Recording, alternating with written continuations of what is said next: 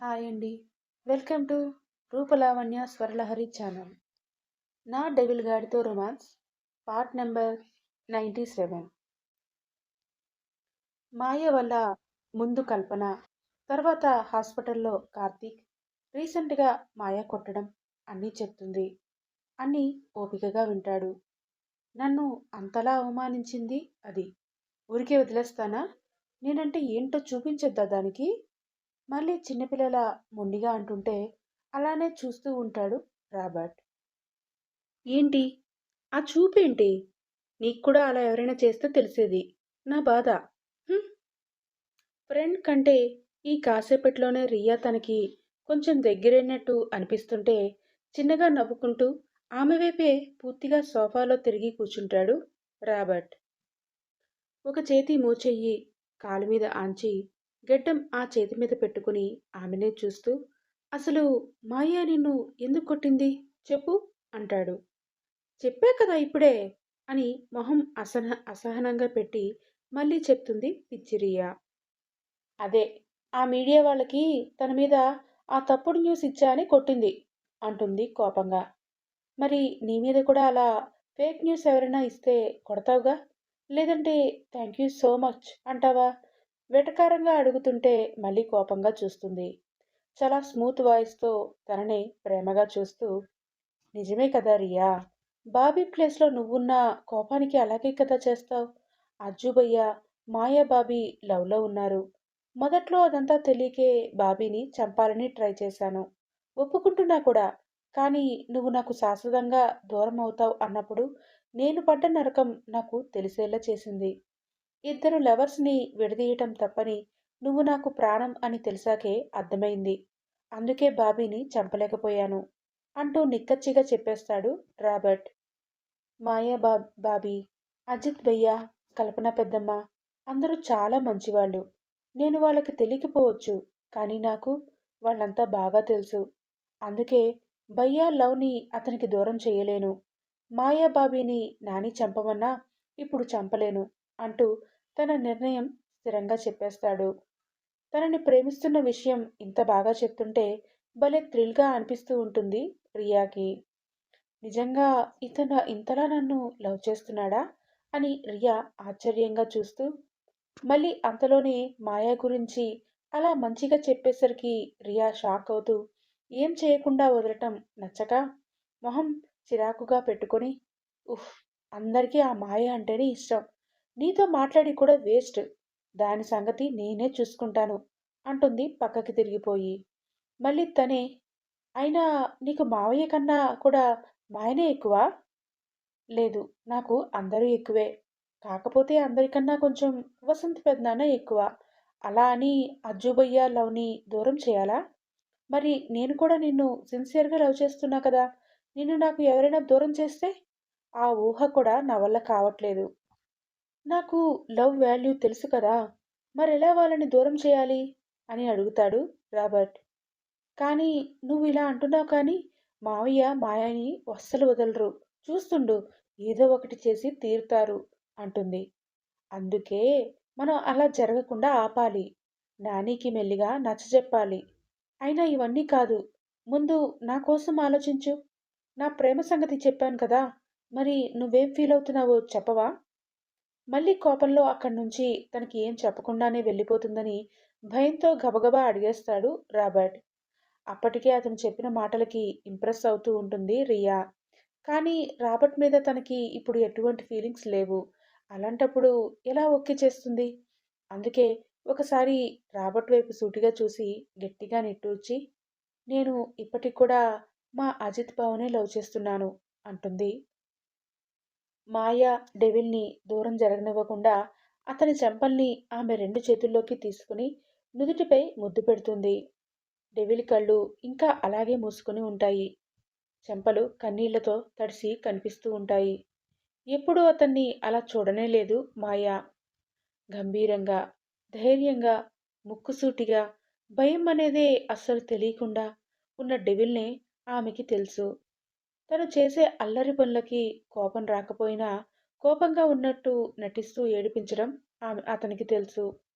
ఎవరైనా తప్పు చేస్తున్నారు అంటే వాళ్ళు ఎవరైనా కూడా ఎదిరించడమే తెలుసు తన డెవిల్కి. కానీ ఇప్పుడు తనే తప్పు చేసినట్లు ఇలా కృంగిపోతూ ఏడుస్తుంటే చూడలేకపోతోంది మాయ. అయినా కూడా విషయం మెల్లిగా తనంతట తానే చెప్పాలని, డెవిల్కి కాస్త టైం ఇవ్వాలని మౌనంగా అలాగే ఉండిపోతుంది. కానీ అతన్ని ఏమీ అడగదు. ఉదయం కూడా ఏమీ తినలేదు. తన మీద కోపంతో అప్పుడు కనీసం కాఫీ కూడా తాగలేదు అని గుర్తొచ్చి, డెవిల్, నేను ఇప్పుడే వస్తాను అని మెల్లిగా వదిలి కిందకు వెళ్ళి చాలా ఫాస్ట్గా ప్లేట్లో తను డెవిల్ కోసం అతనికి ఇష్టమైనవన్నీ చేసింది కదా, అవన్నీ కొద్ది కొద్దిగా వేసి వాటర్ కూడా పట్టుకుని మళ్ళీ పైకి వచ్చేస్తుంది. అప్పటికి డెవిల్ కొంచెం తేరుకుని ఫేస్ వాష్ కోసం వాష్రూంలోకి వెళ్తాడు.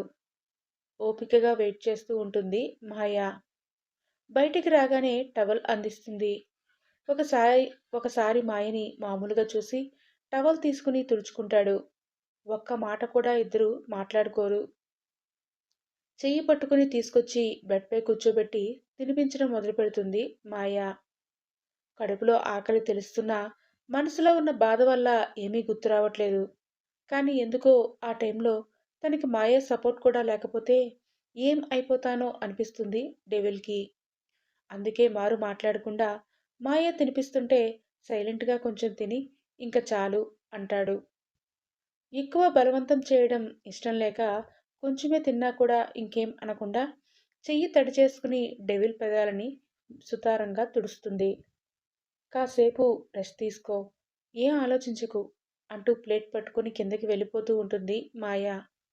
కొంచెం త్వరగా తినేసిరావా, నాకు నీతోనే ఉండాలని ఉంది. గొంతు కూడా నొప్పిగా అనిపిస్తుంటే మళ్ళీ కళ్ళ నిండా నీళ్లతో అడుగుతాడు తన డెవిల్. ఒక్కసారిగా ఏదోలా అయిపోతుంది మాయాకి.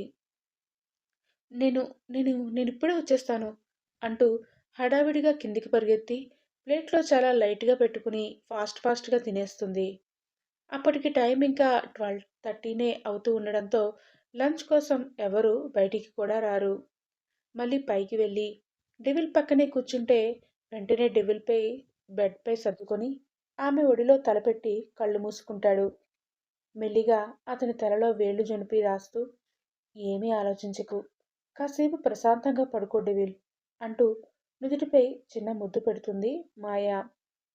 అప్పటికే తల బద్దలయ్యేంత నొప్పిగా అనిపిస్తుంటే ఇంకా మిగతావన్నీ పక్కకు పెట్టి ఏ ఆలోచనలు రానివ్వకుండా మాయా పొట్టకు మొహాన్ని అదిమి చుట్టూ చేతులు వేసి కళ్ళు మూసుకుని మెల్లిగా నిద్రపోతాడు డెవిల్.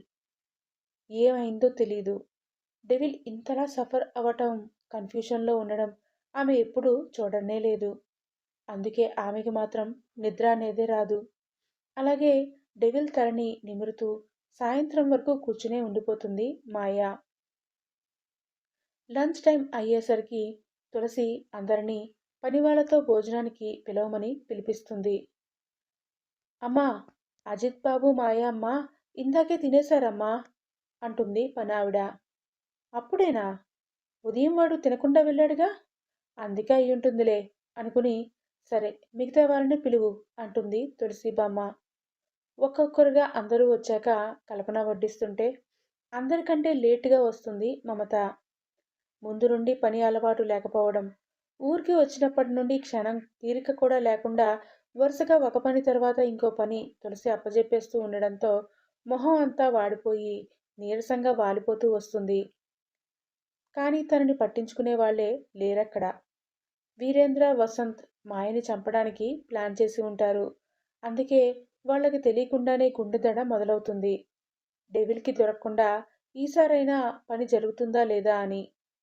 ఎవరిని పట్టించుకోకుండా ఫాస్ట్గా తినేస్తూ ఉంటారు వీరేంద్ర, వసంత్.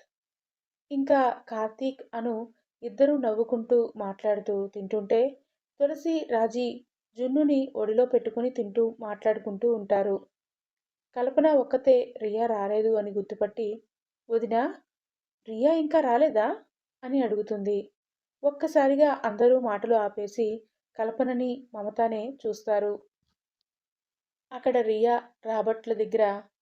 అప్పటికే అతను చెప్పిన మాటలకి ఇంప్రెస్ అవుతూ ఉంటుంది రియా. కానీ రాబర్ట్ మీద తనకి ఇప్పుడు ఎటువంటి ఫీలింగ్స్ లేవు. అలాంటప్పుడు ఎలా ఓకే చేస్తుంది? అందుకే ఒకసారి రాబర్ట్ వైపు సూటిగా చూసి గట్టిగా నిట్టూర్చి, నేను ఇప్పటికీ కూడా మా అజిత్ బావనే లవ్ చేస్తున్నాను అంటుంది. ఇంత చెప్పాక మళ్ళీ ఈ మాట రియా నోటి నుండి వస్తుందని ఎక్స్పెక్ట్ చేయని రాబర్ట్ చివ్వున కళ్ళల్లో నీళ్లు ఊరటంతో ఆమె వైపు చూడకుండా వెనక్కి జరిగిపోతాడు. మొహం వేరే వైపు తిప్పి ఏటో చూస్తూ, నిజంగా అజ్జుబయ్యానే లవ్ చేస్తున్నావా ఇప్పటికీ? అతని గొంతులో తేడా రియాకి వెంటనే అర్థమైపోతుంది. అయినా కూడా మొండిగా, "ఉమ్, అవును. అందుకేగా ఆ మాయని చంపాలి అనుకుంటున్నది." ఆమె కూడా మొహం పక్కకి పెట్టుకుని చెప్తుంది. మరి అజ్జుబయ్య నిన్ను లవ్ చేయట్లేదు కదా? మాయాబాబిని చంపేస్తే నిన్ను మళ్ళీ లవ్ చేస్తాడా? నీకు నమ్మకం ఉందా? ఇంకా డెవిల్ మాయల మధ్య ఉన్న ప్రేమ బంధం రియాకి అర్థం కాలేదని అర్థమై అడుగుతాడు రాబర్ట్. నమ్మకం ఉంది.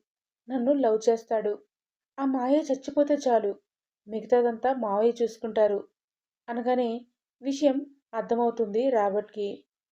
వాళ్ళిద్దరూ ఇలా మాటల్లో ఉండగానే విలియం చాలా సైలెంట్గా వచ్చి ఇద్దరి ముందు టేబుల్పై లంచ్ పెట్టేసి వాళ్ళని డిస్టర్బ్ చేయకుండా మళ్ళీ అక్కడి నుంచి వెళ్ళిపోతాడు. సరే, చాలా టైం అయింది. తింటూ మాట్లాడుకుందామా అనగానే, అమ్మో, లేట్ అయితే అక్కడ నానమ్మ నన్ను చంపేస్తుంది అంటుంది వాచ్ కంగారుగా చూసుకుంటూ. ఏం కాదు, ఈ ఒక్కరోజే కదా, నీతో చాలా మాట్లాడాలి, ప్లీజ్ అంటాడు రాబర్ట్. ఎలాగా లవ్ ఒప్పుకోవట్లేదు కాబట్టి ఏం చెప్తాడో వినేసి లాస్ట్లో సారీ చెప్పి వెళ్ళిపోవాలని ఫిక్స్ అవుతుంది రియా. అందుకే సరే అనగానే ఆమె ఉద్దేశం అర్థమై చిన్నగా నవ్వుకుని తనే ఇద్దరికీ భోజనం వడ్డించి రియాకి ప్లేట్ అందిస్తాడు రాబర్ట్.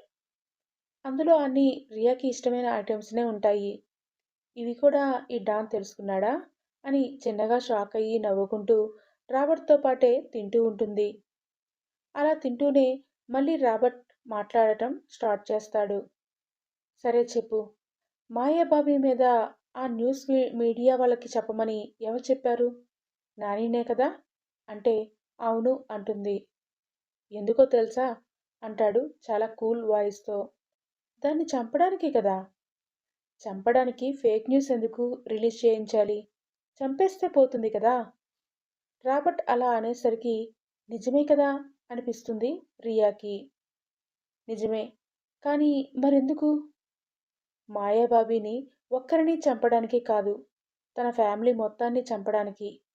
అది కూడా నీకు మావయ్య చెప్పినట్లు నీకు అజ్జుబయ్యకి పెళ్లి చేయడానికో లేదంటే నీకోసమో కాదు అనగానే వసంత్ తనకి చెప్పిన మాటలు రాబర్ట్కి ఎలా తెలుసా అని షాక్ అవుతుంది రియా. ఏంటి అలా చూస్తున్నావు? నాని నీతో చెప్పిన మాటలు నాకెలా తెలిసాయా అనా? నీతో ఆ పని చేయించడానికి ఏం చెప్పుంటారో నాకు ఆ మాత్రం తెలీదా ఏంటి? మాయాబాబీకి రోహన్ అని ఫ్రెండ్ ఉన్నాడు తెలుసుగా అంటాడు. ఫ్రెండ్ కాదు, ఫస్ట్ హస్బెండ్ కోపంగా కరెక్ట్ చేస్తుంది రియా. "ఉమ్, తనే. అతనికి మన కంపెనీ సీక్రెట్స్ అన్నీ తెలిసాయి. అతన్ని చంపేస్తామని బెదిరించాం, కానీ ప్రూఫ్స్ కొన్ని అతని మెయిల్లో దొరికేశాయి. అజిత్కి గనక నాని గురించి అతను చెప్పేస్తే అప్పుడు ఏమవుతుందో తెలుసుగా."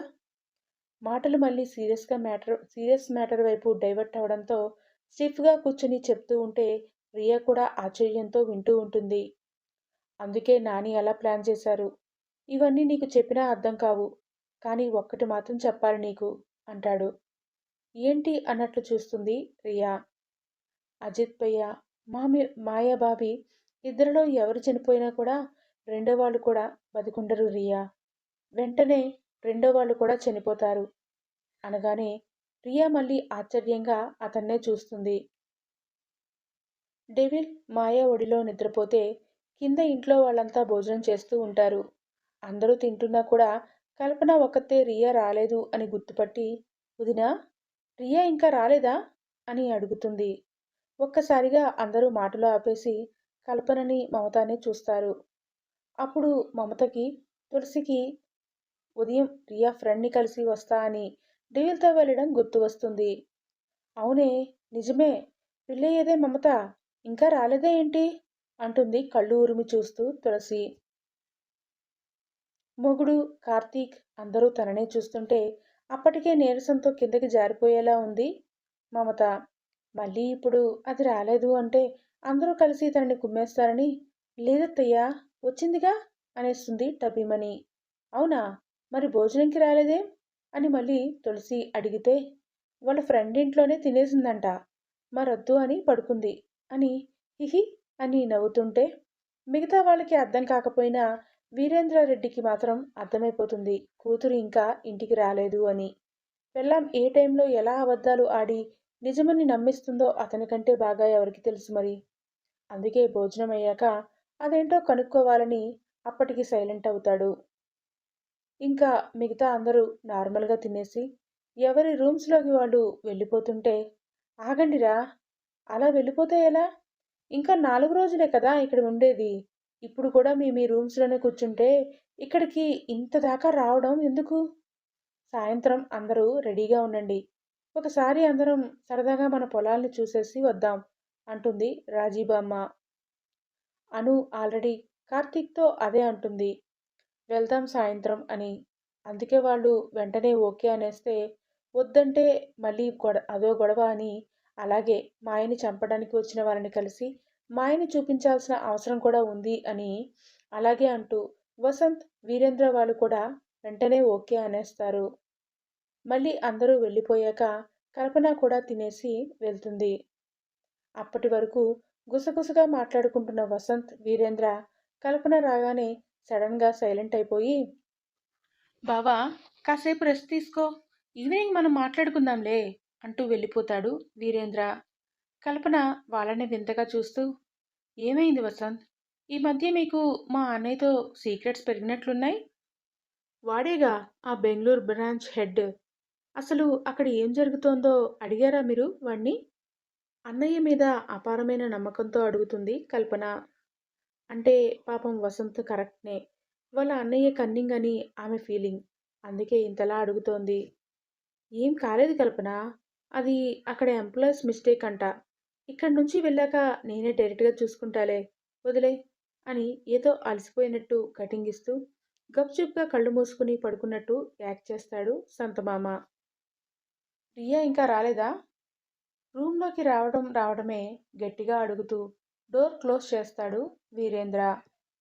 కడుపు నిండా తిని కాసేపు కునుకు చేద్దామని రాక వచ్చిన రెస్ట్ టైంని హ్యాపీగా ఫీల్ అవుతూ అప్పుడే కళ్ళు మూసుకుంటుంది మమత.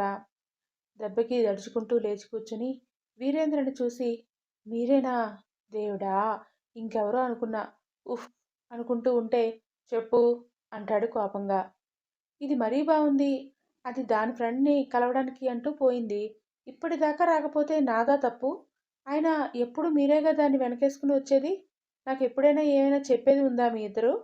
ఇప్పుడు కూడా వచ్చాక దాన్నే అడగండి. అసలు ఇక్కడికి వచ్చినప్పటి నుండి మీ అమ్మ పెట్టే టార్చర్‌తో చస్తున్నా అని విసుక్కుంటూ పక్కకు తిరిగి పడుకుంటుంది మమత. మాయని చంపడానికి వచ్చిన వాళ్ళకి మాయ ఫోటో చూపించే వరకు రియా కనిపించకుండా ఉండాలి. లేదంటే ఇంట్లో అమ్మాయే అని మాయనే అనుకుని వేసినా వేసేస్తారు ఆ పిచ్చోళ్ళు అని తల కొట్టుకుంటూ పడుకుంటాడు వీరేంద్ర. Next part promo. మావయ్య, నీకు రాబర్ట్ తెలుసా అని ఫోర్స్గా వచ్చి అడుగుతుంది రియా. వీరేంద్ర వసంత్ ఇద్దరూ షాక్ అయ్యి ఏంటి అని ఇద్దరూ ఒకేసారి అరుస్తారు. ఈ పిచ్చి రియాకి ఎన్నిసార్లు చెప్పినా బుద్ధి రాదు. అనుకున్నదంతా చేసేలా ఉంది.